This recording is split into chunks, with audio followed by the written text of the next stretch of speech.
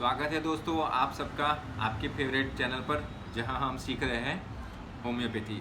तो कल हमने जहां वीडियो अधूरा छोड़ा था, कैंट रेपर्टरी में से हेमरोइड्स यानी कि पाइल्स के लिए क्या क्या रूब्रिक दिए गए हैं और उनमें कौन कौन सा 3 मार्क मेडिसिन है।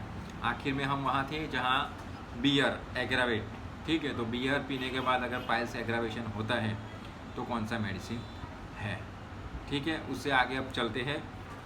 तो उसके बाद है ब्लाइंड, ये भी शायद कवर हो गया है, मतलब जिसमें हेमरेज नहीं होता है, ऐसे पाइल्स, नॉन ब्लीडिंग पाइल्स, उसके लिए भी 3 मार्क रेमेडी है एस्क्यूलस, ठीक है। फिर उसका आता है कलर, मतलब आपका पाइल्स अगर ब्लूइश हो तो उसके लिए भी अलग रूब्रिक है कैंट के अंदर। पाइल्स हेमरोइड्स ब्लूइश वो भी है, मान लो कि बच्चों में ज़्यादा नहीं दिखने मिलता, मगर बच्चों में भी है तो वो भी है।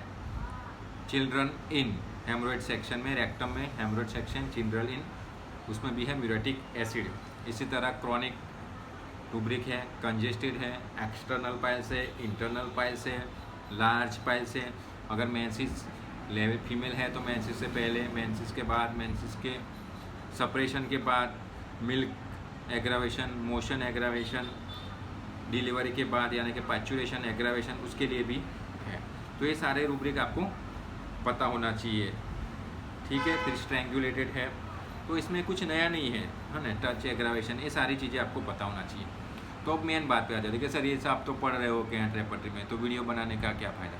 तो मैं वही तो समझा रहा हूँ कि कैंट रेपर्टरी में ये सारी चीज़ें हैं, आप जाके पढ़ो और इसका केस टेकिंग में वो यूज़ करो, ठीक है। तो आपको सिमिलिमम तुरंत मिल जाएगी। मैं वही बता रहा हूँ कि रेपर्टरी का यूज़ जितना हम सिमिलिमम या सिमिलर मेडिसिन ढूंढने में करते हैं, उससे ज़्यादा यूज़ केस टेकिंग में है। आपको पेशेंट को क्या पूछना है, आपके केस टेकिंग में आपको रूब्रिक मिले हैं या नहीं मिले, ये आपको रेपर्टरी से सीखना है।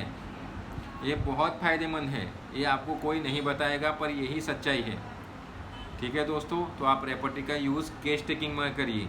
मैंने पाइल्स का एग्जांपल लिया, आप कोई भी डिजीज़ कंडीशन का इस तरह से रूब्रिक रीडिंग करके उसका क्वेश्चन आंसर बना के अपने क्लिनिक में ट्राई करके देख लो, आपको कितना ईजीली मेडिसिन मिलता है कि नहीं। फिर मुझे ज़रूर से बताना, ठीक है, कमेंट करके कि सर मुझे फ़ायदा हुआ या फ़ायदा नहीं हुआ, ठीक है। तो फिर से बता देता हूँ कि रेपर्टरी को हर रोज़ पढ़िए, रूब्रिक के लिए मत पढ़िए, आपके केस में आपको क्या पूछना है। फिर से बता रहा हूँ, आपके पास पेशेंट आ रहा है तो सबसे पहले आप उसको सारी चीज़ें बोलने दीजिए, वो बता देता है अपनी कंप्लेंट। उसके बाद आपके हिस्से में जब आता है तो आपको क्या पूछना है, ये आपको रेपर्टरी बहुत बढ़िया तरीके से सिखाएगी और आपको सीखना चाहिए। इससे बहुत बहुत ज़्यादा फ़ायदा होगा दोस्तों, आप ट्राई करना, ठीक है। रूब्रिक का क्वेश्चन बना के, अगर आपको नया नया नहीं पता चल रहा है तो आप कोई भी डिजीज़ कंडीशन के रूब्रिक एक पेज में लिख लीजिए, फिर उसको हर रोज़ देखते रहिए, आपको पता चल जाएगा। अगर पेशेंट बैठा है फिर भी आप उसमें से देख के भी पूछ सकते हो, उसमें शर्माने वाला या घबराने वाला बात कोई नहीं है। बस आपका एक ही काम है कि आपका पेशेंट ठीक हो। पेशेंट ठीक होगा तो दोनों का फ़ायदा है, आपका भी और होम्योपैथिक का भी, और दूसरे लोग जो होम्योपैथी नहीं कर रहे हैं वो भी अट्रैक्ट हो गए, वो भी होम्योपैथी करेंगे, ठीक है दोस्तों। तो मेरा मेन मोटो यही है वीडियो बनाने का कि आप सब लोग भी होम्योपैथिक प्रैक्टिस करो, अच्छी होम्योपैथिक प्रैक्टिस करो, पेशेंट को भी फ़ायदा हो, आपको भी फ़ायदा हो और होम्योपैथिक को भी फ़ायदा हो।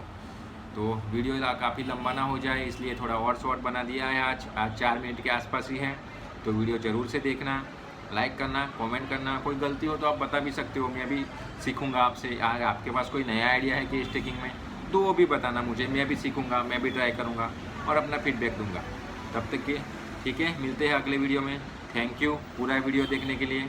बाय बाय दोस्तों।